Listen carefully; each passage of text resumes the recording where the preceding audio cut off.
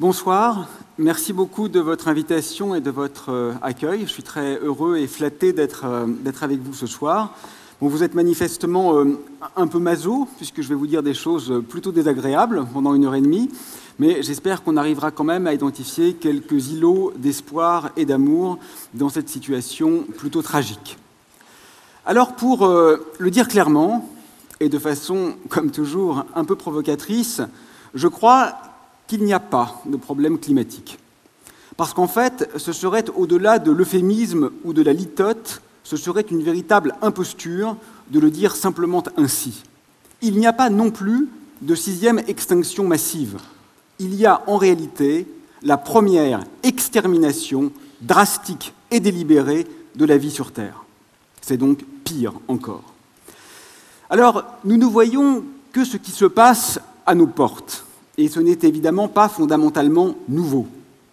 Les 50 millions de morts, le chiffre exact est très difficile à connaître, je réfère à celui de Chomsky, vraisemblablement engendré par le néocolonialisme occidental depuis la Seconde Guerre mondiale, ne nous ont pas vraiment empêchés de dormir, hélas. Et il est manifestement un peu triste que nous découvrions aujourd'hui l'existence de toute cette altérité humaine, animale, végétale, alors même qu'elle est en train de disparaître. La superprédation qui fut la nôtre, qui est la nôtre, n'a pas pu être endiguée au nom des dégâts qu'elle causait à la majorité des êtres vivants de cette planète. Elle est aujourd'hui en train de devenir suicidaire pour ceux-là même qui en sont les coupables.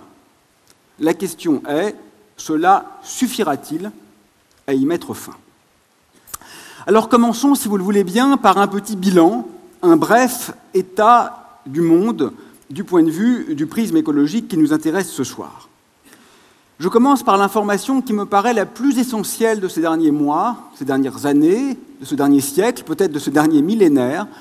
Elle montre qu'en une seule décennie, dans la branche du vivant qui comporte le plus d'espèces et le plus d'individus, la biomasse a chuté de 67%. C'est un chiffre littéralement apocalyptique. Ensuite, on peut noter que la moitié des points dits de non-retour, du point de vue de l'urgence climatique, ont d'ores et déjà été atteints, et ils ont été atteints beaucoup plus vite que ce qui était prévu dans le pire des scénarios imaginés par les scientifiques spécialistes. Aujourd'hui, mes collègues, chercheurs, sont littéralement désespérés. Ils ne savent plus comment le dire.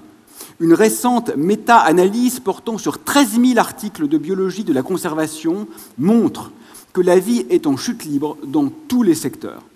La situation globale de la planète relève de l'extermination. Les animaux, employons les mots justes, ne disparaissent pas, ils sont tués. Ce n'est pas la même chose. Certains naturalistes évoquent, je cite, un anéantissement biologique majeur. En 40 ans, 400 millions d'oiseaux ont disparu du ciel d'Europe, vraisemblablement un peu plus d'1 milliard aux États-Unis. 60% des populations d'animaux sauvages ont périclité, 80% des insectes volants ont été tués en Allemagne, et les grandes espèces de poissons d'eau douce ont vraisemblablement décliné de 88%. Ce sont des chiffres de cataclysme, ce n'est pas, comme le disent certains négationnistes, une peur de l'avenir, c'est un bilan sur ce qui vient déjà d'avoir lieu. Ce sont des données incontestables. Je ne suis pas là dans la projection, je suis là dans l'analyse de ce qui est connu. 1 million d'espèces sont, et j'entre maintenant dans la projection, menacées à très court terme. 1 000 milliards d'animaux marins meurent chaque année, eu égard à la pêche et à la surpêche industrielle, via des navires qui parcourent tous les ans 35 000 fois le diamètre de la Terre. Les humains, et je trouve que ce chiffre résume presque tous les autres, représentent 0,01% des vivants sur Terre, mais sont à l'origine de 85% des morts depuis le début de l'ère industrielle. Nous perdons, dans mon pays, en France, entre 1 et 3 départements d'espaces vierges tous les 10 ans. Comme vous le savez, la France ne compte pas 10 000 départements. Autrement dit, ça ne va pas pouvoir durer très longtemps à ce rythme. On estime à l'échelle globale que seuls 20% des terres émergées n'ont pas été drastiquement impactées, négativement j'entends, par la présence et l'activité humaine. Alors en bon scientifique, nous pouvons douter de tout. Le scepticisme est une vertu en science, et on peut donc imaginer que le réchauffement ne soit pas d'origine anthropique, qu'il ne soit pas dû à l'homme. Et on peut quantifier la probabilité qu'il en soit ainsi. Elle est de 0,00005%. C'est un chiffre, convenez-le, un peu mince pour parier dessus notre avenir commun. La part des humains qui seront soumis à des canicules potentiellement mortelles de plus de 20 jours s'élèvera à 74% de la population à la fin du siècle. Je ne parle pas là d'inconfort, je parle là de risque vital. Officiellement, 44 pays sont d'ores et déjà, aujourd'hui, en situation de stress hydrique fort ou extrême. La très prudente et modérée ONU évoque maintenant, je cite, une menace existentielle directe, en rappelant que les objectifs que nous nous fixons sont très inférieurs à ce qui serait nécessaire et que pourtant, nous sommes très loin d'atteindre ces objectifs pourtant beaucoup trop modestes. Autrement dit, un double différentiel est en train de se créer. Le régime de croissance exponentielle de l'utilisation des ressources dans lequel nous nous trouvons actuellement est ce qu'on nomme dans mon domaine, en physique, une instabilité. Une instabilité, c'est un état qui conduit presque nécessairement au crash du système qui se trouve y être soumis. Nous sommes donc en train d'organiser le crash du système vie sur la planète Terre. Le dégel du permafrost, pergélisol, est manifestement 50 fois plus rapide que prévu, et le méthane qu'il libère est 20 fois plus efficace que le dioxyde de carbone du point de vue de l'effet de serre. De plus, il libère des agents pathogènes que l'on pensait éradiquer. L'océan de plastique fait 3 fois la taille de la France et à ce jour, sa masse est toujours en augmentation exponentielle. Au rythme actuel, la production de déchets va augmenter de 70% dans les 30 prochaines années. Et si l'on en reste aux données rationnelles factuelles, rien ne permet de penser que ceci sera infléchi. Chaque année, 80 000 km² de forêts disparaissent. Ces années risquent de voir empirer ce chiffre. Les forêts primaires vont vraisemblablement s'éteindre dans la prochaine décennie, c'est-à-dire à très court terme, du Paraguay, du Laos et de la Guinée équatoriale.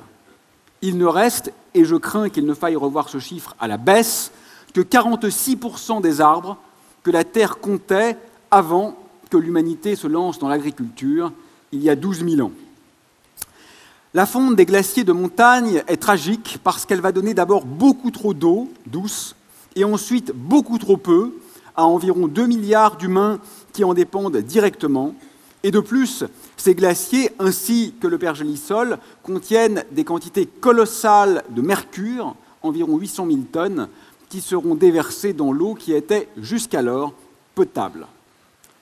Pendant l'été dernier, vous avez noté qu'environ 3 millions d'hectares de forêts sibériennes sont partis en fumée, tandis qu'en une seule journée, 11 milliards de tonnes de glace fondaient au Groenland. Et tout récemment, pour ne pas dire en ce moment même, ce sont 8 millions d'hectares qui sont en train d'être pulvérisés en Australie, avec plus d'1 milliard d'animaux morts, sans compter les très nombreux invertébrés qui pourtant font manifestement partie des habitants de cette planète. C'est une bien tragique pyrolyse à laquelle nous sommes en train de soumettre le monde. En Europe, la pollution tue, et j'ai vérifié moi-même ces chiffres dans des journaux spécialisés parce qu'ils étaient remis en cause par les négateurs, je dis donc la pollution tue environ 800 000 personnes par an. Ce sont des chiffres absolument astronomiques, presque incroyables, et pourtant médicalement acté. Chaque année, 89 millions d'humains supplémentaires doivent être nourris, alors que 40% de la production alimentaire mondiale est hélas gaspillée. Denis Meadows, l'auteur du célèbre rapport du MIT qui, dès 1972, prévoyait la situation actuelle du monde, a récemment déclaré « De tous les scénarios envisageables, c'est clairement celui de l'effondrement qui l'emporte. » Bien, voilà où nous en sommes. Alors pourquoi ? Pourquoi en sommes-nous effectivement arrivés là ? Je crois qu'il est très important de rappeler que si on se focalise sur les causes qui sont à l'heure actuelle connues, à ce stade, ce n'est pas le réchauffement climatique qui est le grand coupable. Je le répète, non pas bien sûr pour laisser entendre qu'il n'y a pas d'urgence climatique, il y en a une, mais pour ne surtout pas laisser entendre que c'est là l'unique problème, que c'est là que tous nos efforts doivent être concentrés. Ce que je veux dire, et il faut absolument l'intégrer, c'est que quand bien même la température n'augmenterait pas d'1 degré, ni même d'un dixième de degré, nous serions quand même dans la 6e extinction massive. Donc il ne faut surtout pas croire que le réchauffement climatique est le maître mal, il est un mal parmi beaucoup d'autres dans cet effondrement de la vie sur Terre. Je dirais qu'aujourd'hui, le pire, c'est vraisemblablement la fonte des espaces de vie. Les vivants non humains, et d'ailleurs un certain nombre d'humains, j'y reviendrai, n'ont tout simplement plus de lieu pour vivre. Et donc ils meurent. C'est aussi simple que cela. C'est notre hypercolonialisme qui est la première cause de la désaffection de la vie sur Terre. En 2 décennies, l'Afrique a perdu 15% de ses territoires vierges, l'Amérique du Sud en a perdu 30%, ce sont des chiffres gigantesques, et la tendance est aujourd'hui à l'accélération.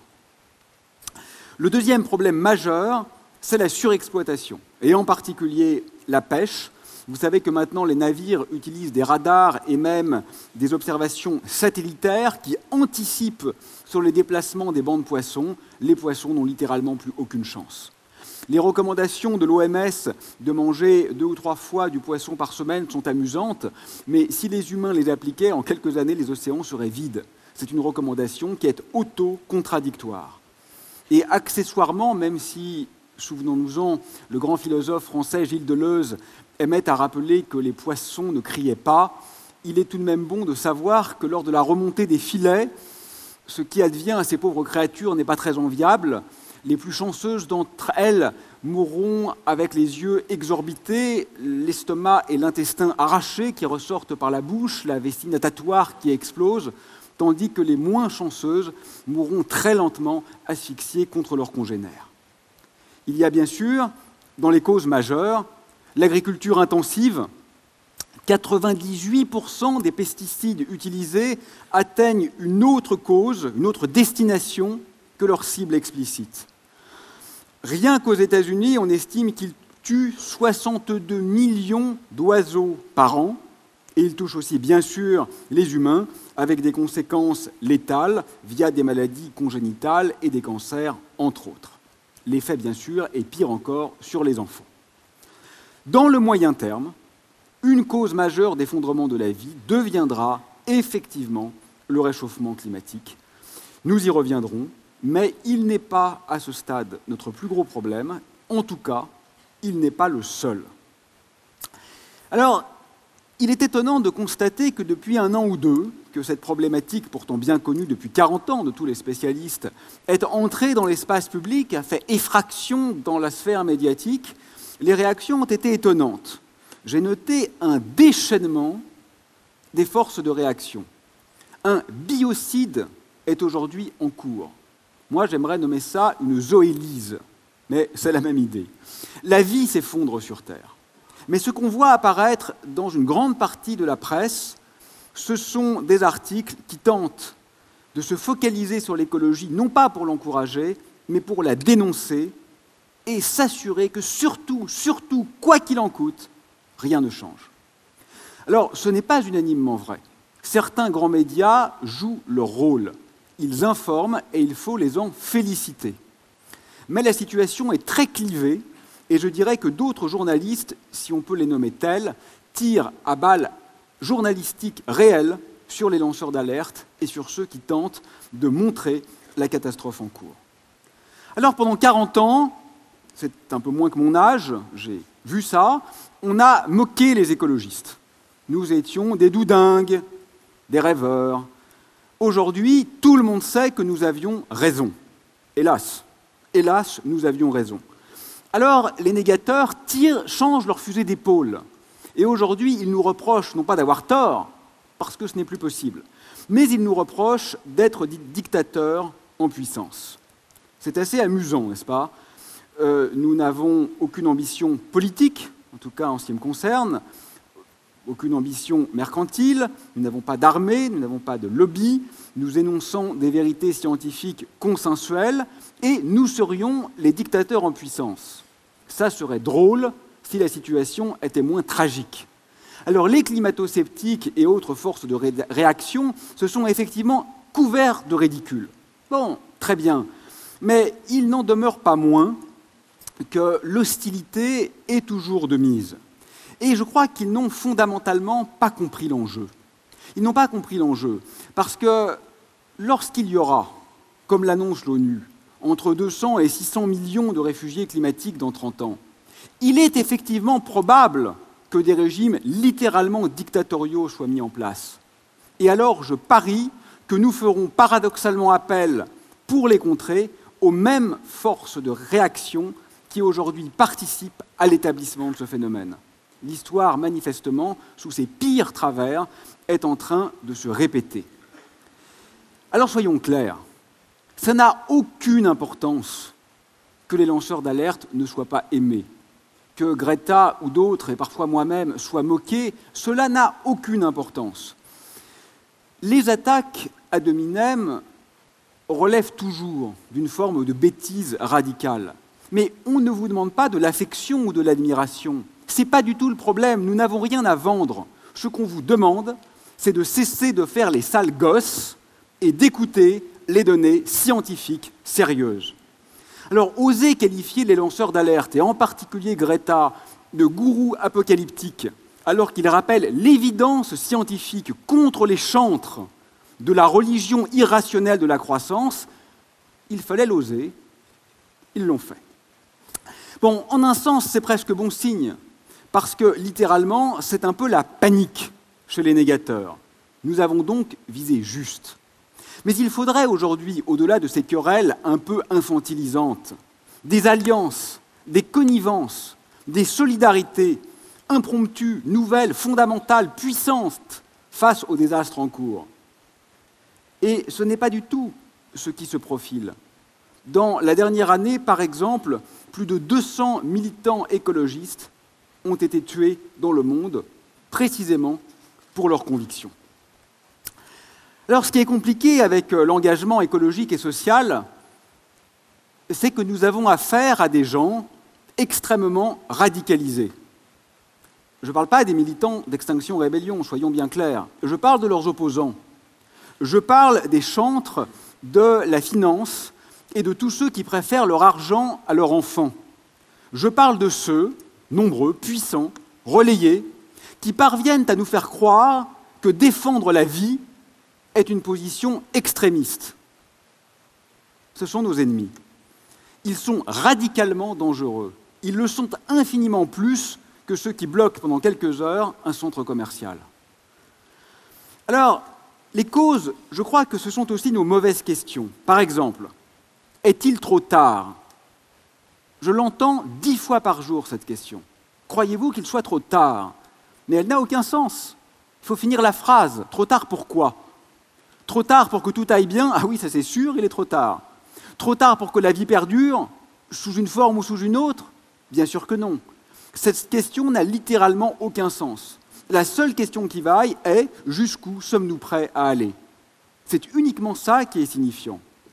La deuxième mauvaise question fondamentale, c'est celle de la réversibilité. Peut-on revenir en arrière ? Mais qu'est-ce que ça veut dire quand on parle d'êtres vivants sensibles ? On parle de mort. Les morts sont morts.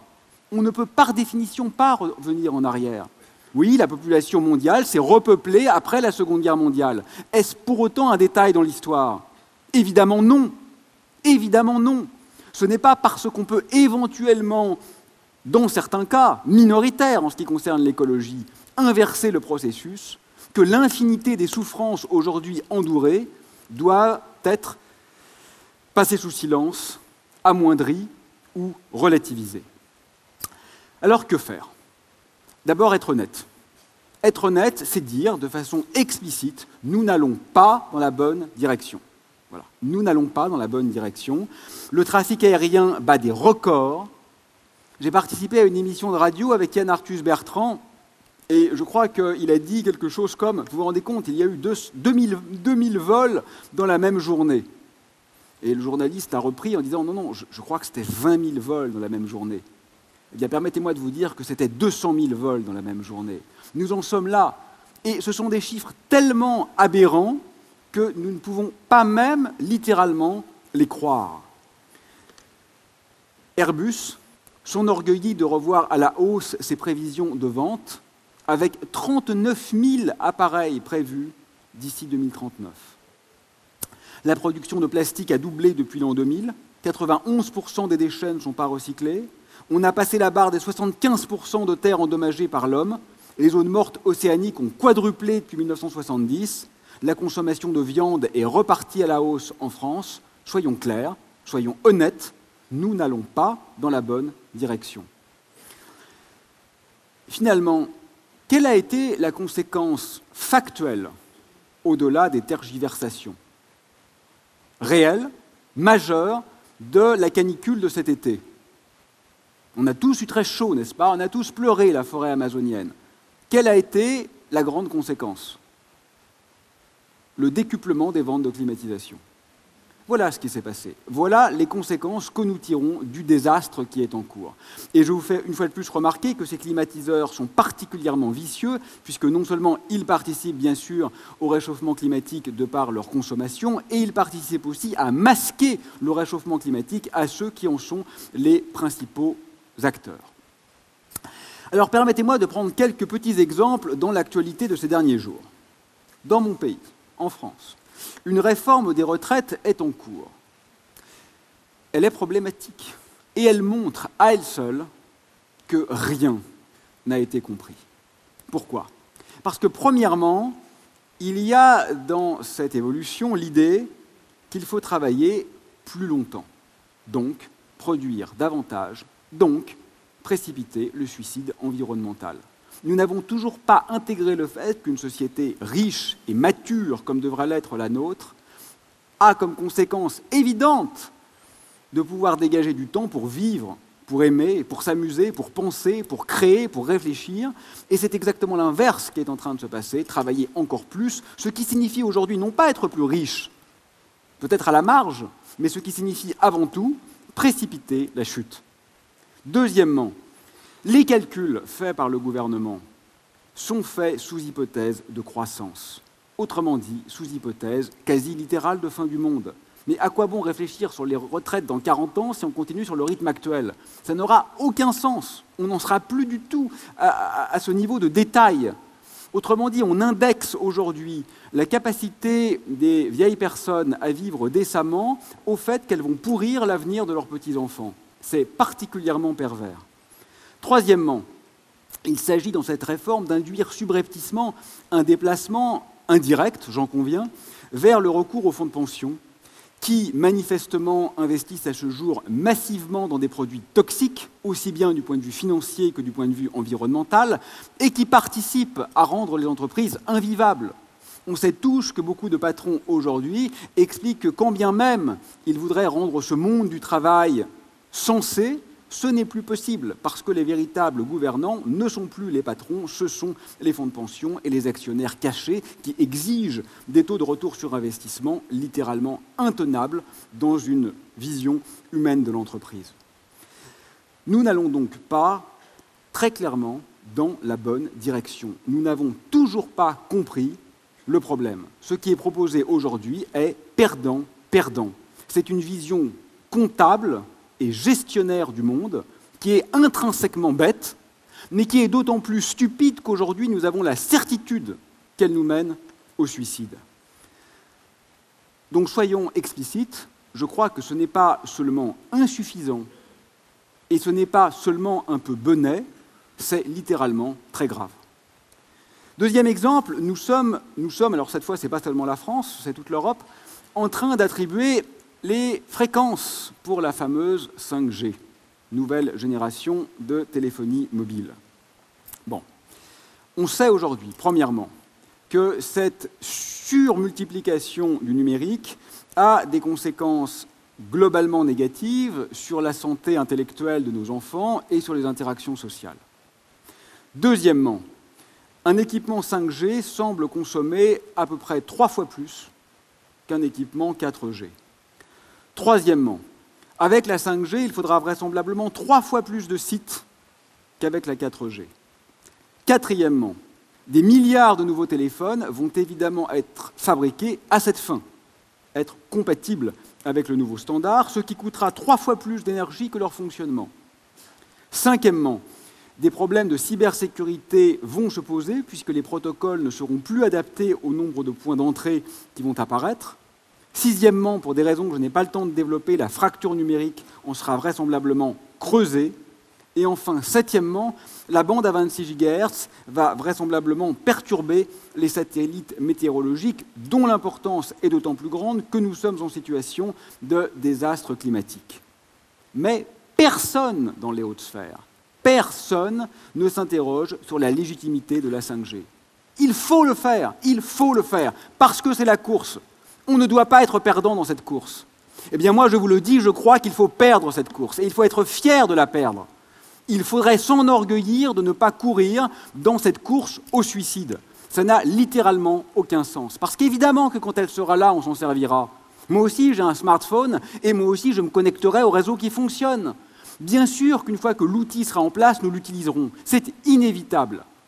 Mais là, je crois que ne pas même se poser la question, alors que c'est l'exemple archétypique d'une folie qui ne répond à aucun besoin réel, on peut déjà regarder des films en streaming, en direct sur son téléphone portable. C'est déjà pas mal quand même. Mais non, il faut aller au-delà parce que tout le monde y va, donc je dois y aller aussi. Un jour, j'ai critiqué la 5G sur Twitter avant de fermer mon compte parce que Twitter, c'est l'horreur absolue, parce que la pensée en 240 caractères, ça n'existe pas. Mais c'est vraisemblablement le tweet que j'ai fait qui a le plus suscité d'indignation. Critiquer la 5G, alors là, j'étais vraiment presque contre l'humanité, quoi. Contre le progrès, contre la pensée, contre la vie. La vie, c'est la 5G. Si on en est encore là, les amis, c'est vraiment mal parti. Alors, je crois qu'il faut faire face à une question essentielle, c'est celle de la liberté. Parce que c'est un reproche qu'on fait de façon récurrente aux écolos, ils sont liberticides. Écoutez, soyons un peu sérieux. Soyons juste sérieux. Tout n'est pas compatible avec tout. Voilà. Ce n'est pas mon désir, c'est un fait. Que ça nous plaise ou que ça ne nous plaise pas, c'est comme ça. Tout n'est pas compatible avec tout. Aujourd'hui, ce qui compte, c'est simplement de hiérarchiser nos priorités. Si rouler en 4x4 en ville est plus important pour nous que la santé de nos petits-enfants, soit. Mais il faut le dire et il faut l'assumer. Voilà. C'est ça qui est fondamental. Et je crois qu'il faut cesser de faire semblant de jouer les vierges effarouchées dès qu'on parle de liberté. Heureusement que nos libertés sont endiguées. Nous n'avons pas le droit de tuer, de violer, de torturer, tant mieux, tant mieux. Pourquoi a-t-on le droit de pourrir, de détruire, d'interdire l'avenir de nos enfants?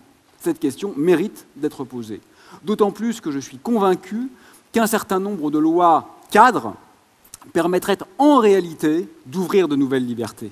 Parce que bien sûr, s'ensuivrait un apaisement de notre rapport au vivant qui, in fine, jouerait vraisemblablement dans le cadre de beaucoup plus d'ouverture et de possibles réinventés. Bien. Alors, que faire? Bon, je ne sais pas en fait, mais je peux réfléchir avec vous. Et je vois différents modes d'action envisageables. Premièrement, politique. Alors écoutez, on m'a demandé plein de fois, si vous étiez président de la République, vous feriez quoi? D'abord, je ne le suis pas, je ne le serai jamais. Le président se fout de ce que je dis, ça ne l'intéresse sans doute pas du tout. Donc je ne réponds pas à cette question parce que tout le monde sait. ce que sont les petites mesures immédiates qu'il faudrait prendre. Tout le monde connaît cette question, les réponses à cette question. Donc, éludons ces trivialités et venons aux choses un peu plus profondes. Ils ne se rendent pas compte aujourd'hui. Ils ne se rendent absolument pas compte de l'ampleur du désastre. Ce qui est fait est essentiellement dérisoire ou ridicule, pour ne pas dire d'ailleurs, dans certains cas, obscène. Je crois que ce qu'il faut faire avant tout, c'est rendre les politiques sérieux. Ils ne sont pas sérieux aujourd'hui, pour l'essentiel. Les rendre sérieux, déjà, ça veut dire les libérer. Parce que quelques-uns sont honnêtes, et ceux qui sont honnêtes ont tendance à dire « Oui, mais je n'ai pas été élu pour mener un programme d'écologie radicale. » Ça, c'est vrai. Hein. Alors, parfois, ça ne les gêne pas trop, quand même, de faire des choses pour lesquelles ils n'ont pas été élus. Mais au moins, en principe, c'est un bon argument. Donc, je pense qu'il n'est tout simplement plus aujourd'hui envisageable que nous accordions le moindre crédit à un candidat ou une candidate qui ne ferait pas de l'écologie réelle, hein, pas du greenwashing, qui ne ferait pas de l'écologie réelle sa priorité. Un ou une telle politique serait simplement un imposteur. Un vivant qui nie la vie ne mérite simplement pas d'être écouté. Ça, je crois que ça devrait être notre ligne de base. Et surtout, il faut quand même être clair. La question aujourd'hui est politique. Elle n'est pas scientifique. Bien sûr, les scientifiques peuvent jouer un rôle à la marge, on peut faire venir un chevelu qui fait les lanceurs d'alerte, mais ce n'est pas moi qui vais changer le monde. Le problème, il est fondamentalement politique. Vous savez qu'en grec, c'est un mot qui a 3 déclinaisons, politékos, politéia et politiké, c'est-à-dire essentiellement l'organisation de la cité, l'institution et la pratique du pouvoir. Suivant ces 3 prismes, la question écologique est fondamentalement politique. Pourquoi ? Parce que la question, c'est quel monde voulons-nous habiter ? Ce n'est pas aux scientifiques de répondre à ça. Ce n'est pas aux scientifiques de répondre à cette question. Le véritable problème est que désirons-nous ? Et là, il va falloir que nous commencions, je crois, à prendre nos responsabilités. Et je suis très inquiet, parce qu'aujourd'hui, le monde sait.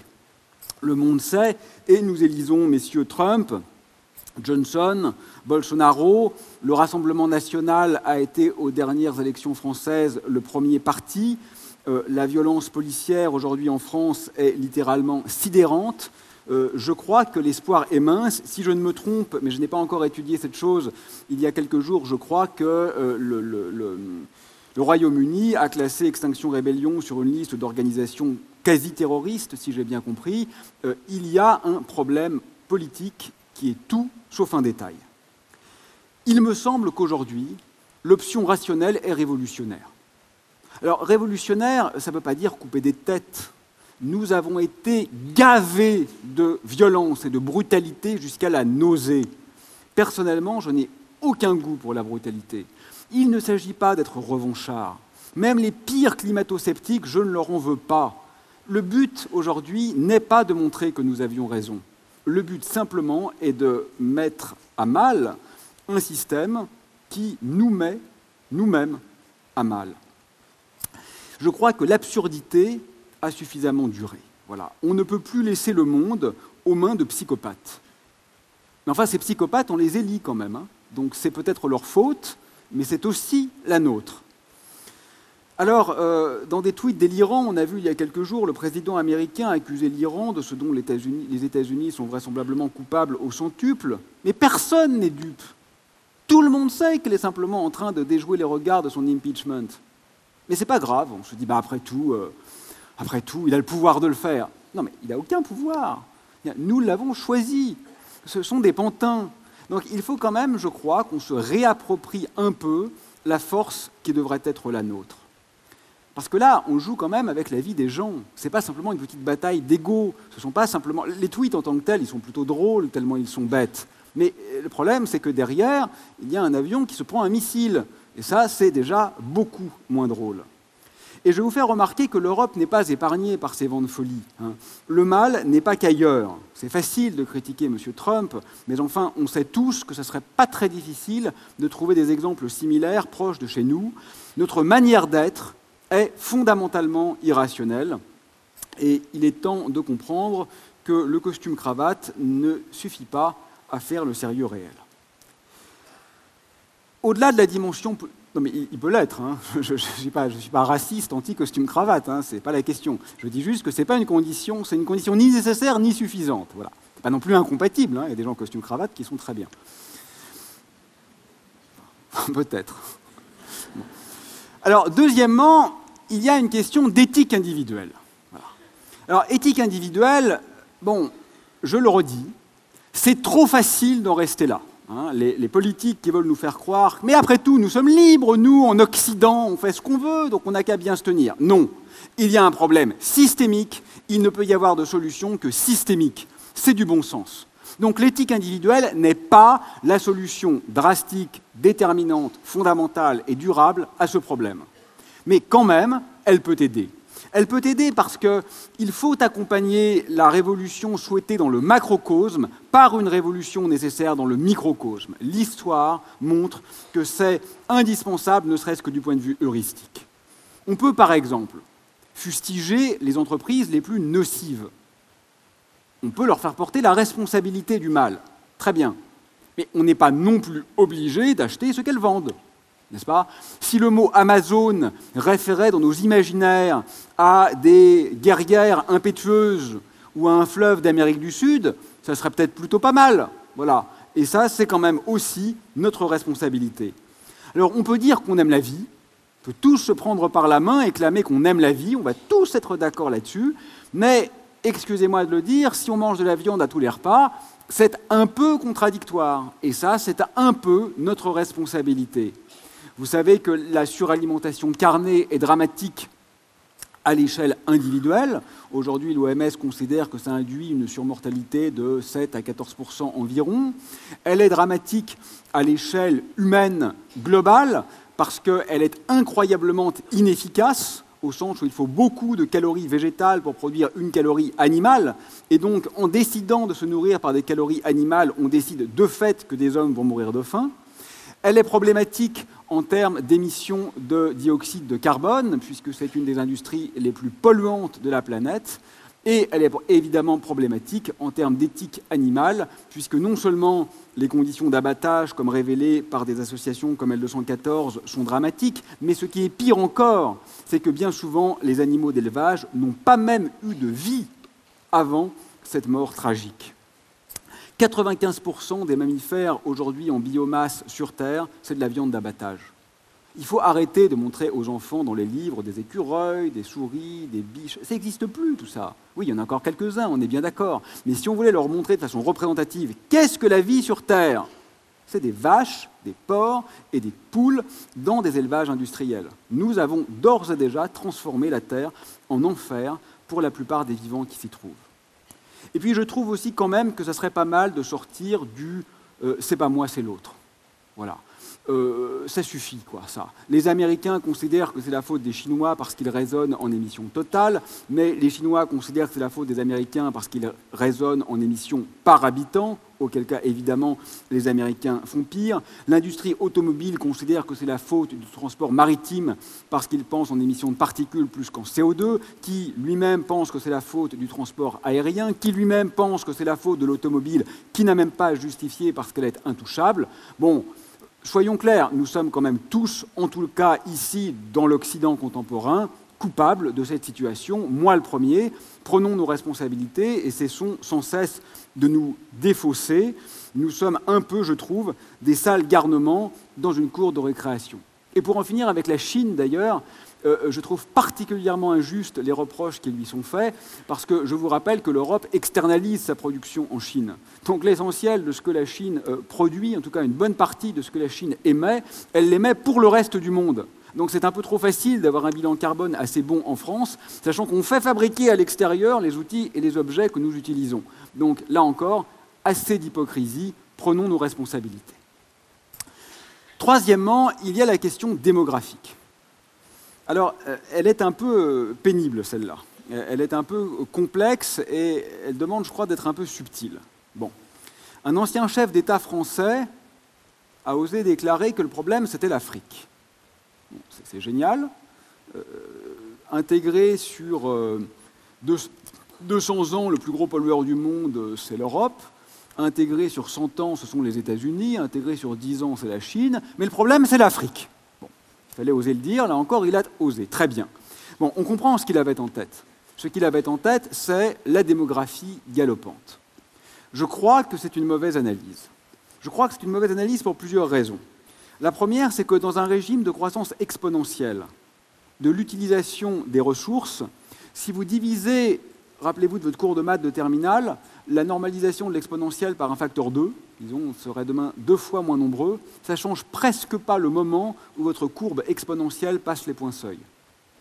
Donc finalement, on serait 2 fois moins nombreux en régime de croissance exponentielle de l'utilisation de ce que la Terre fournit. On changera quoi? De quelques années, les points de non-retour. Fondamentalement, ça ne résout pas le problème. Deuxièmement, je crois que ce n'est pas une bonne question parce que la démographie va vraisemblablement se stabiliser naturellement dans relativement peu de temps, d'après les spécialistes. Troisièmement, je crois qu'en faisant porter la responsabilité à la démographie, on se focalise sur une vision en termes de pérennité. Mais pérennité n'est pas légitimité. Ça n'a rien à voir. Et je crois que c'est un peu une manière de dire, lorsqu'on laisse entendre que le coupable est la démographie, finalement, si l'Occident était tout seul, il pourrait jouir encore un peu. Oui, peut-être, mais c'est un très mauvais argument du point de vue éthique. Et en plus, quand bien même on voudrait faire baisser la démographie, ce qui effectivement serait sans doute pas plus mal. Je crois que ce n'est pas le vrai problème, mais je reconnais qu'on serait un peu moins nombreux, on se porterait quand même globalement mieux. Et si donc on voulait que la démographie baisse, je crois qu'on connaît les leviers pour ça. Le premier, c'est une bonne sécurité sociale, le deuxième, c'est une retraite digne, le troisième, c'est une assurance chômage, le quatrième, c'est un accès à l'éducation. Ce sont les 4 ressorts qui font presque mécaniquement chuter la natalité parce que celle-ci cesse alors d'être une assurance. Assurance sur la vieillesse, assurance sur la maladie, assurance sur le chômage. Donc la connivence entre écologique et sociale n'est évidemment pas ici artificielle. Quatrièmement, il y a la dimension économique. Bon, ce n'est pas un détail. Alors, quand on pense économie et écologie, la réponse est presque toujours fiscalité. Alors c'est vrai que la fiscalité, c'est ultra efficace. Vous montez les taxes, vous baissez les ventes. Voilà. Si on triple demain la fiscalité sur tout ce qui touche à l'aviation, c'est sûr, les chiffres que j'ai donnés tout à l'heure vont s'effondrer. Donc oui, la fiscalité, ça fonctionne. Le problème de la fiscalité, c'est que c'est extraordinairement injuste. C'est que concrètement, si effectivement on augmente les taxes sur un produit, ce que ça signifie concrètement, c'est que les pauvres n'y auront plus accès, tandis que les riches y auront toujours accès. Donc on peut le faire, mais je crois que ce n'est pas une solution particulièrement recommandable. Bon, il faut vraiment un travail de fond. Il faut un travail extrêmement profond, c'est-à-dire une remise en cause du dogme délirant de la croissance perpétuelle dans un monde de taille finie. Je n'en reviens pas d'avoir encore besoin de le dire. Je n'en reviens pas. Mais tout à l'heure, j'ai lu, je ne le citerai pas, un brillant économiste qui écrivait la croissance est en baisse et tout le monde s'en fiche. Et il était scandalisé. Bon, moi, je lui ai répondu, mais je ne m'en fiche pas du tout, je m'en réjouis personnellement. Mais ce que je veux dire, c'est qu'ils n'ont même pas encore compris qu'il fallait se poser la question. Vous voyez, c'est un peu comme pour la 5G. La croissance, c'est un mantra. Non mais attendez, aujourd'hui, c'est la première cause vraisemblablement d'effondrement du vivant. Donc il faut quand même réfléchir un petit peu avant de continuer à s'engouffrer dans cette brèche. Et tout dépend de ce qu'on appelle croissance. La croissance de l'amour, de la solidarité, de la créativité, de la connaissance, de l'appétence, de la recherche scientifique, de l'entraide, du partage, de l'exploration artistique, mais formidable. Formidable, moi je suis pour une croissance à 100%. Doublons chaque année, c'est très bien. Nous ne parlons comme problème que de la croissance du PIB, c'est-à-dire essentiellement de la croissance de la production. C'est la production qui tue. Voilà, ce n'est pas le PIB en tant que tel, c'est la production. Cette croissance-là se retourne manifestement contre nous. Ce qu'il va commencer à falloir comprendre, et ça je me suis rendu compte de ce problème il y a quelques mois en discutant, en intervenant à un forum économique, c'est que quand on nous dit, et on nous le dit très souvent, oui, monsieur Barrault, vous avez sans doute raison, mais vous savez, il y a des réalités économiques. La réponse est non. Non. Il y a des conventions économiques. Il n'y a pas de réalité économique. Les réalités économiques, c'est ce que nous décidons qu'elles soient. Si on décide de changer les règles du jeu changent instantanément. Si moi je décide maintenant que la température de la Terre va baisser de 3 degrés, ça je ne peux pas. Ça c'est une réalité. La température du monde, c'est une réalité. Je ne peux pas la changer. La dette de mon pays, il suffit qu'on décide de l'annuler, elle est annulée, hein, c'est terminé, ça se fait en une seconde. C'est totalement conventionnel. Alors arrêtons de nous gaver avec les réalités économiques, elles n'existent pas. Ce sont des conventions entre humains. Si face à la fin du monde, au sens que j'ai explicité préalablement, c'est-à-dire à l'affaissement de la vie sur Terre, les humains ne sont pas capables de revoir leurs conventions, alors effectivement, tout est perdu. Changer un système contingent, qui est pourtant aujourd'hui connu comme étant extraordinairement inégalitaire et socialement insatisfaisant, nous semble la plupart du temps inenvisageable, inaccessible, inacceptable, alors même que nous découvrons ses effets létaux sur l'ensemble de la biosphère. Littéralement, c'est dingue. Je ne vois aucune autre manière de le dire. Alors c'est vrai que ça sera dur. Ça, c'est certain, il n'y a aucun doute là-dessus. C'est vrai qu'il faudrait énormément de reconversion, qu'il y a des secteurs économiques entiers qui devraient disparaître, et il me semble indispensable d'envisager cela dans une logique de partage. C'est-à-dire que tous ceux qui vont souffrir de ces reconversions soient bien évidemment accompagnés, en particulier financièrement, par les autres. Autrement dit, il faudra mettre la main au panier. Ça, c'est vrai, ne le cachons pas. Enfin, c'est une question de survie. Je crois que là encore, on doit un peu prioriser. Alors, la question qui se pose invariablement dès qu'on parle d'économie, c'est « mais finalement, n'y a-t-il pas un problème fondamental avec le capitalisme ?» Alors ça, c'est un peu la question piège. Quoi que vous répondez, vous faites beaucoup d'ennemis face à cette question. Quoi que vous répondiez. Bon, probablement, il y a un problème avec le capitalisme. Sincèrement, le capitalisme vert, il faut être un peu naïf pour y croire. Mais soyons honnêtes, ce n'est pas le capital en tant que tel qui détruit la vie sur Terre.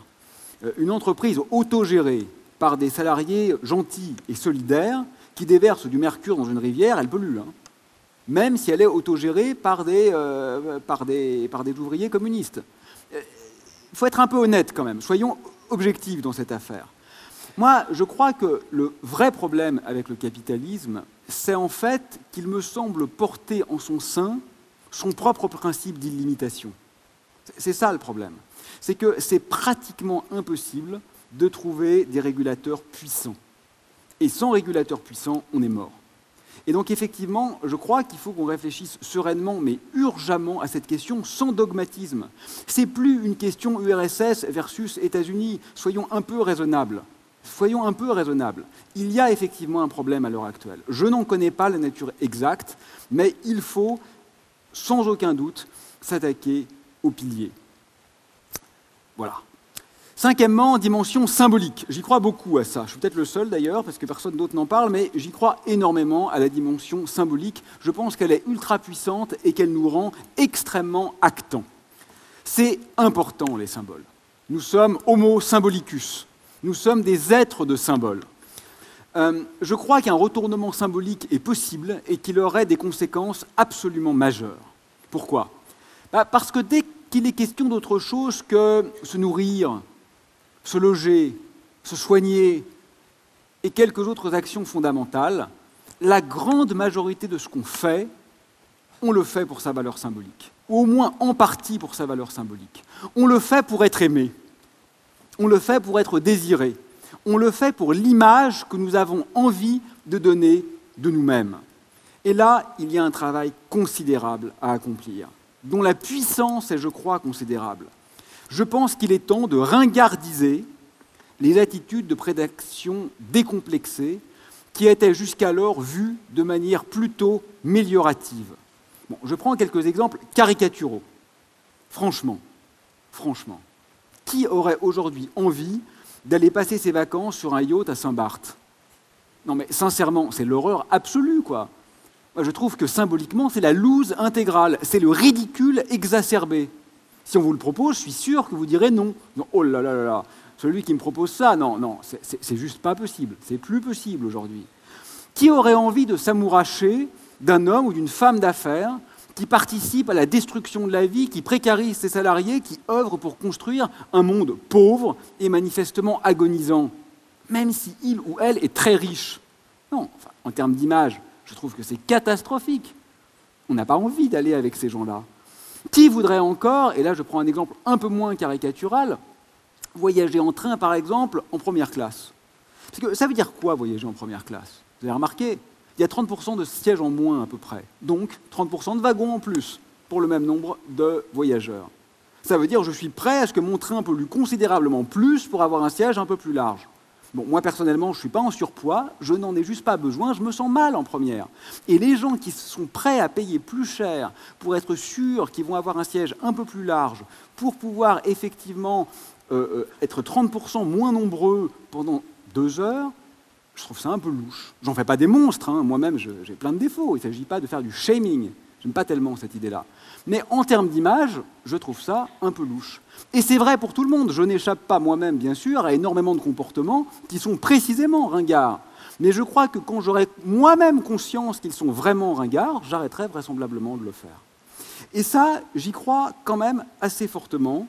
Même je vois, en 10 ans, par exemple, dans mon laboratoire, excusez-moi, je suis un peu personnel quelques secondes, moi je suis végétarien depuis 20 ans, et quand même, il y a 20 ans, il fallait le justifier. Ah bon, mais pourquoi? Alors j'inventais généralement que c'était pour raison de santé, parce que ça allait plus vite. Et aujourd'hui, dans mon groupe, au CNRS, il n'y a plus qu'une personne qui mange de la viande. Alors, personne ne le fait chier, on ne lui dit pas qu'il est méchant, on ne lui dit pas du tout que c'est un sale type, non, heureusement, on ne l'embête pas. Mais je sens que lui commence à se sentir un peu en demeure de s'expliquer. Je trouve ça bien, en fait. Je trouve ça bien que ce soit ceux qui occasionnent des dégâts qui se sentent un peu mal. Ça ne veut pas dire qu'on les aime pas. Ça ne veut pas dire que c'est une faute grave. Non, mais il faut quand même que la honte change de camp. Voilà, pour le dire simplement. Franchement, comment ne pas avoir aujourd'hui plus d'admiration pour celles et ceux qui parviennent à enchanter l'ici, avec humilité, sans assujettir leur plaisir à la destruction de l'autre, sans indexer leur existence à une sorte d'inféodation de l'altérité, aux rapaces, sans scrupules et sans pensée. Je trouve que l'exemple des forêts qui ont brûlé l'été dernier, par exemple, est assez éloquent. Oui, ces incendies sont largement dus à notre folie, ils ne sont pas là par hasard, les spécialistes le dénoncent aujourd'hui, mais je crois que l'essentiel en termes symboliques, c'est de ne plus penser la forêt comme une simple ressource. J'ai lu plusieurs fois, l'été dernier, l'Amazonie brûle, le poumon de la Terre disparaît. Mais non, ce n'est pas un poumon. Si on dit ça, on n'a encore rien compris. On est en train d'assimiler une forêt à un organe qui remplit une fonction pour que nous puissions respirer. Non, la forêt, elle n'est pas là pour nous. Elle vaut en tant que telle. C'est ça, je trouve, la mutation symbolique qui est fondamentale. Quand la cathédrale Notre-Dame de Paris a brûlé en France, tout le monde a compris que c'était triste, parce qu'une église est un peu plus qu'une église. Eh bien, il se trouve qu'une forêt est un peu plus qu'une forêt. Elle comporte effectivement des millions de milliards d'habitants, comme on vient de nous le rappeler, en Australie. Je suis d'ailleurs très heureux qu'on cite, au-delà des morts humains, qui sont évidemment tragiques, les morts animaux. Il y a quelques années, j'avais joué cet exercice, tout le monde s'était moqué de moi. Aujourd'hui, c'est une idée qui est entrée dans ce qui est dissible, ce qui est loisible d'entendre. Je m'en réjouis. Mais enfin, on apprend quand même quelques jours après que des dizaines de milliers de dromadaires vont être effectivement tirés par des snipers parce que, souffrant de soif, ils tentent de s'approcher des points d'eau. Donc, nous n'en avons quand même toujours pas tiré les leçons. Je vous fais aussi remarquer que quand les incendies australiens dévastaient les territoires aborigènes, on n'en parlait pas. C'est quand même quand les flammes ont commencé à lécher les faubourgs de Canberra que le monde a commencé à s'émouvoir. Alors, bien sûr, c'est dramatique parce que c'est vraisemblablement causé par le réchauffement climatique en partie, mais ce n'est pas la seule cause. Les arbres sont aujourd'hui fragilisés dans beaucoup de forêts, ils portent de nombreux agents pathogènes qui les rendent plus sensibles en particulier au feu, et je crois, il faudra le démontrer, que ce n'est vraisemblablement pas par hasard que ces phénomènes adviennent aujourd'hui en Australie, là où justement la gestion de l'eau a été privatisée, là où justement le climato-négationnisme était aux commandes. Je cite une spécialiste universitaire de Marseille qui concluait une étude récemment publiée sur ces tragédies. Il faut lutter, bien sûr, contre le dérèglement climatique, mais aussi et surtout contre l'idéologie occidentale qui veut soumettre et contrôler la nature. Sixièmement, il y a un ressort psychologique. Il semblerait qu'on ne se soucie pas de la fin du monde parce que ça ne génère pas beaucoup de dopamine. Incontestablement, c'est pas super sexy de s'imaginer en train de crever dans un incendie. C'est vrai. Mais enfin, de là à dire que notre cerveau il serait inapte, c'est quand même, je trouve, un raccourci qu'on ne peut pas se permettre. Il est vrai que la révolution qui serait nécessaire sera difficile puisqu'elle jouerait contre nos intérêts à court terme. Ça n'a jamais eu lieu dans l'histoire. Jamais un peuple n'est descendu dans la rue en disant « on veut moins ». Donc, j'ai peu d'espoir. Mais ce qu'il faut quand même comprendre, c'est que, en fait, ce n'est une ascèse ou un manque que par rapport à des valeurs qui sont elles-mêmes construites et donc déconstructibles.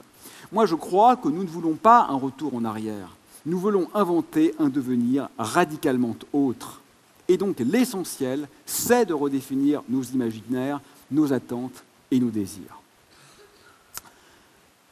Nous sommes finalement ceux qui, contraints par le monde lui-même, sont en demeure de réinventer le sens du monde.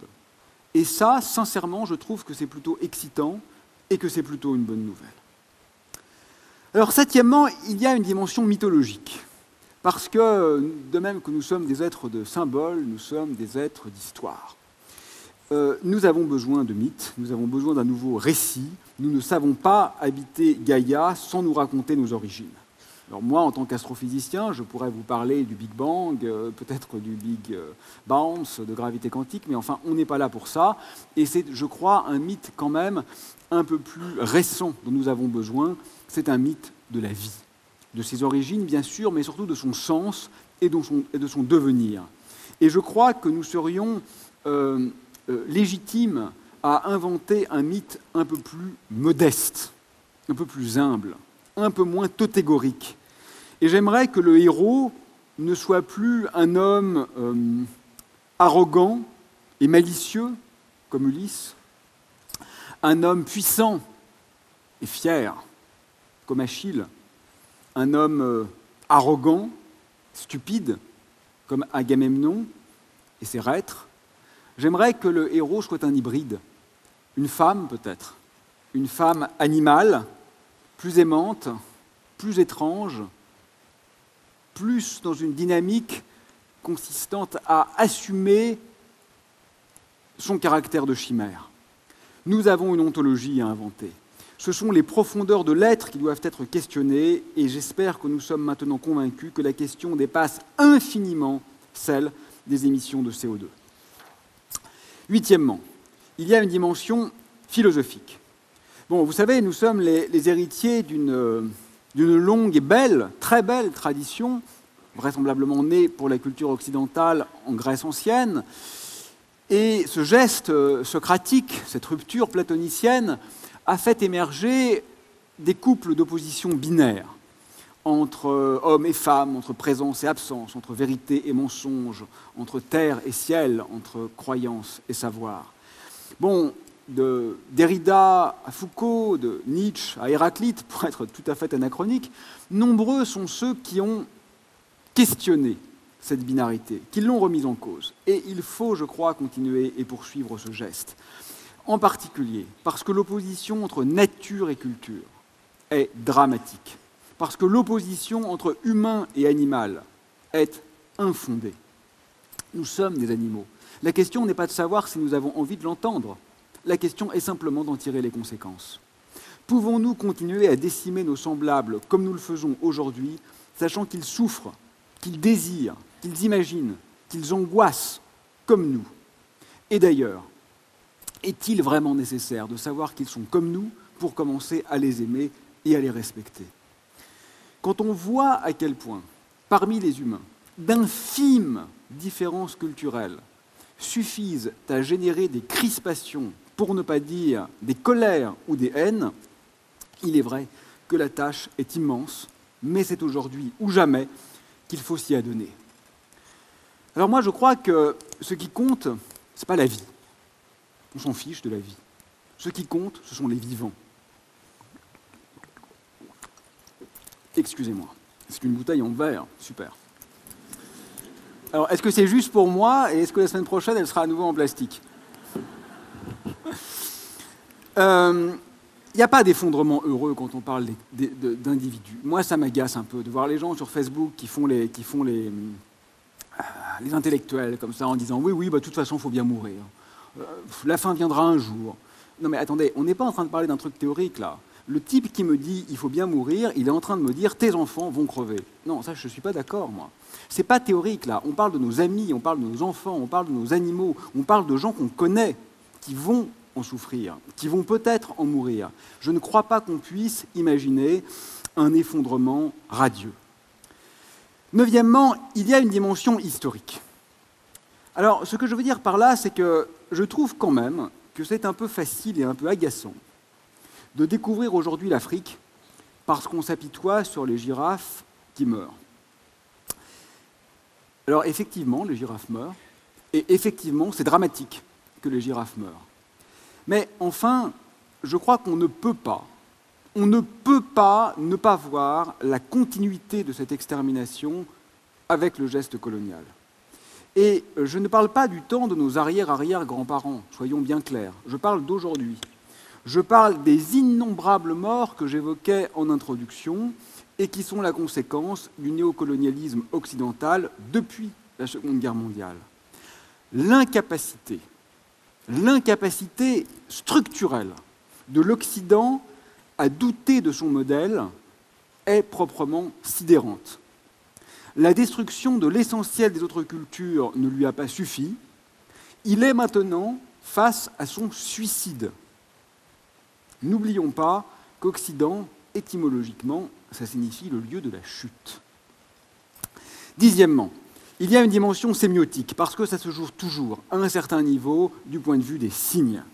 Vous avez remarqué, c'est assez drôle, parce que quand les anti-écologistes, qui sont généralement aussi réactionnaires et autoproclamés de façon indue pro-science, alors qu'ils dénient d'ailleurs toutes les conclusions de la biologie, de la climatologie et de la physique, eh bien, ceux-là même, donc, se croient assez régulièrement être un peu nietzschéens, un peu dionysiaques. Ils se croient subversifs. C'est fou. Il n'y a rien, mais alors vraiment rien de subversif et moins encore de transgressif aujourd'hui à continuer à se comporter en homme-dieu, moqueur et arrogant. Il s'agit ici, au contraire, je crois, dans leur attitude, de la très exacte continuité de la pensée dominante, de la doxa, c'est une surenchère affirmatrice. Alors, soyez réac si vous voulez, mais n'ayez quand même pas en plus l'impression d'être innovant, subversif et transgressif. Ça fait quand même un peu beaucoup. Alors, onzièmement, il y a la dimension technique. Bon, ça aussi c'est compliqué, comme la démographie. Évidemment que des améliorations techniques, ponctuellement, peuvent être bienvenues. On est d'accord, c'est dit, et ça ne fait aucun doute. Mais il convient quand même d'être très prudent, parce que la solution technique n'existe pas. Pourquoi ? D'abord parce que rien ne laisse aujourd'hui rationnellement présager qu'une telle solution soit en train d'être élaborée sur Terre. On ne guérit pas de l'alcoolisme, à ma connaissance, en augmentant les doses. C'est aujourd'hui la surtechnologie qui est une des causes de l'effondrement, et je ne vois pas comment elle pourrait en être la délivrance. On a le droit de croire au miracle, on a le droit de croire au Père Noël, on a le droit de déployer une pensée magique, mais il faut l'assumer comme tel. Et en plus, le miracle technologique, qui n'arrivera pas, serait nécessairement triste. Parce que je vous rappelle quand même qu'on a déjà perdu 60% des populations d'animaux sauvages.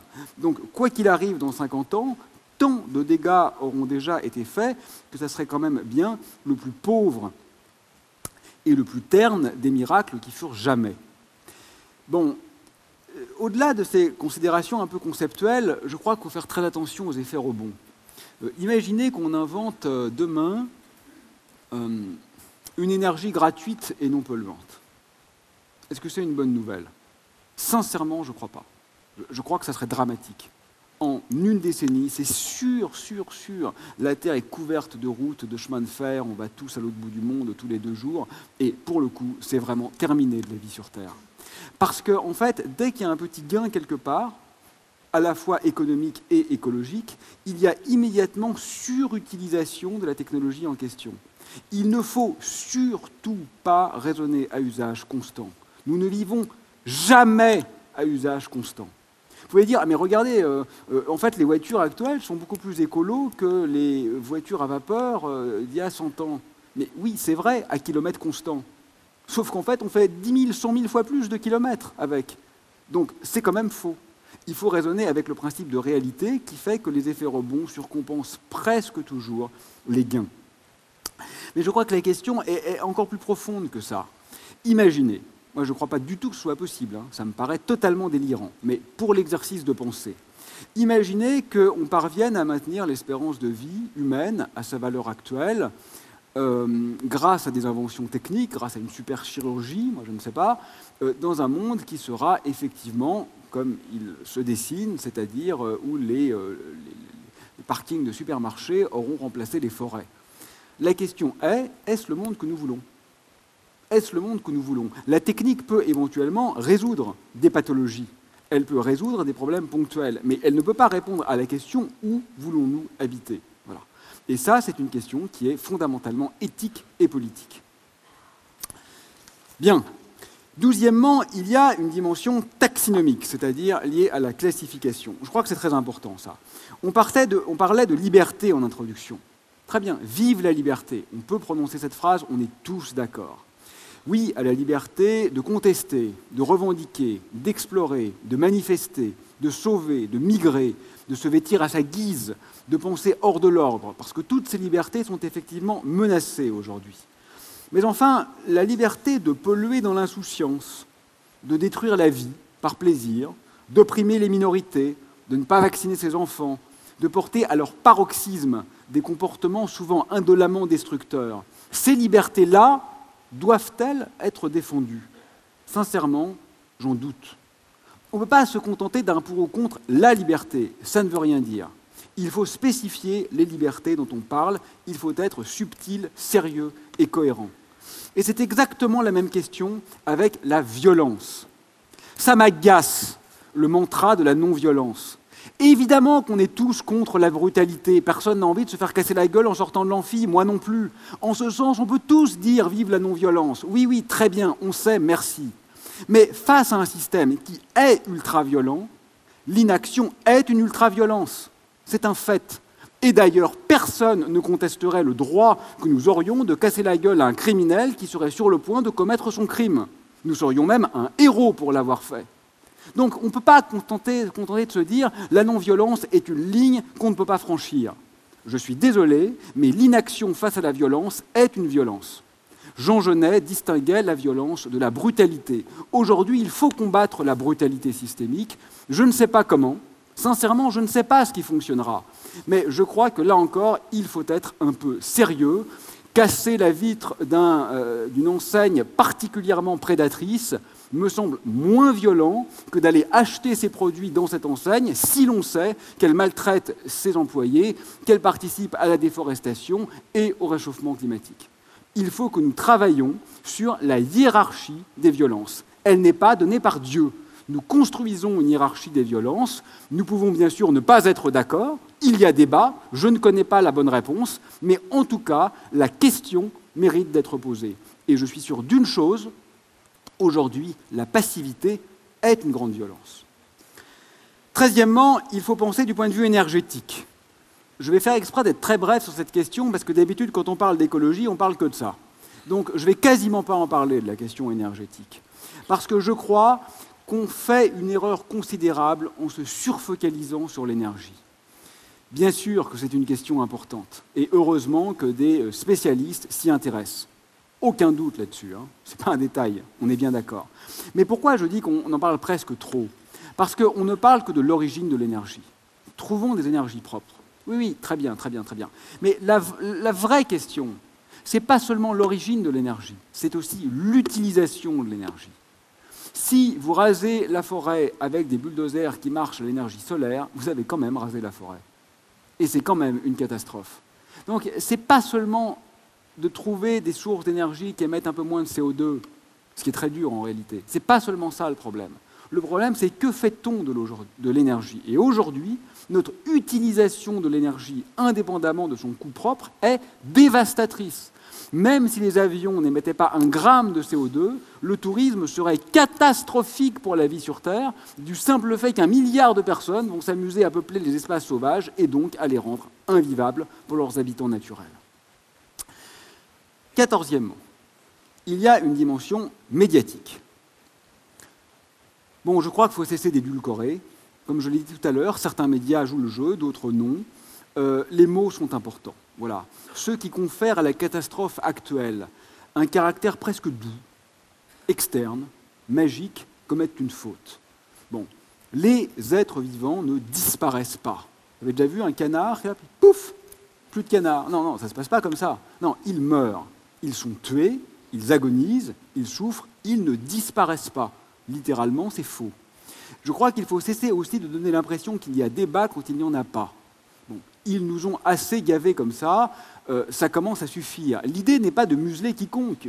Chacun a le droit de s'exprimer, très bien, très bien. Chacun a le droit de s'exprimer. Mais enfin, on ne voit quand même pas très souvent à la télévision des débats sérieux à heure de grande écoute qui opposent quelqu'un qui croit que la Terre est ronde à quelqu'un qui croit que la Terre est plate. N'est-ce pas? Parce que les platistes, ils existent, ils sont fort sympathiques, je leur souhaite le meilleur, mais enfin, ils ont tort, et on le sait. Bon, alors pour les climato-sceptiques, je crois qu'il est temps d'en venir à la même ligne. Il faut re-hiérarchiser l'information. La fin du monde, c'est-à-dire de la biodiversité, de la beauté, ce n'est pas une information annexe. En pleine guerre, on n'évoque pas la guerre à la fin du journal. Il va falloir vraiment qu'on remette à sa juste place ce qui aujourd'hui a pour nous un caractère existentiel. Et il va falloir aussi qu'on pense aux petits détails. Par exemple, quand le journaliste ou la journaliste explique que ce mois-ci, la croissance a augmenté de 0,1 point, sur quel ton le dit-elle? Écoutez la radio. Vous verrez, c'est toujours entendu comme une bonne nouvelle. Ben, moi, j'entends, on est en train de foncer vers le précipice de plus en plus vite. Non, c'est pas très drôle, en réalité. Donc, tout ça, il faut le travailler maintenant. Je crois, et je me rapproche, rassurez-vous, de la conclusion, qu'il y a une dimension poétique.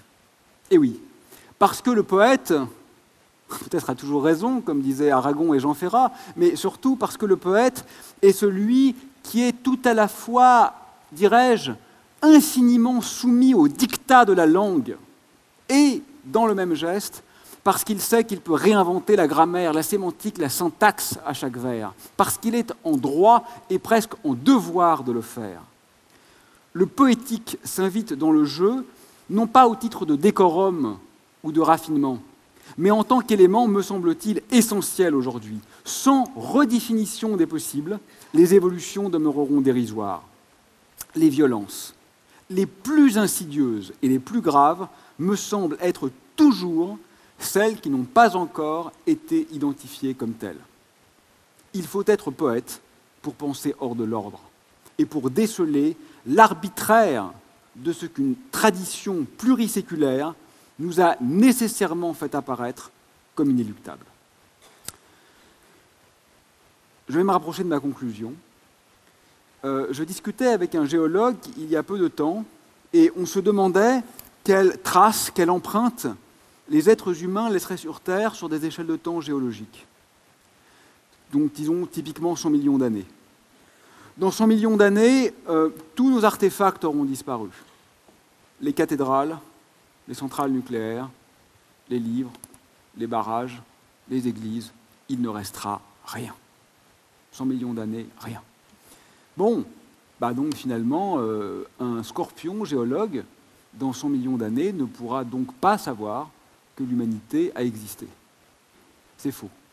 Vraisemblablement, il y a une manière et une seule de par laquelle nous léguons une preuve de notre existence.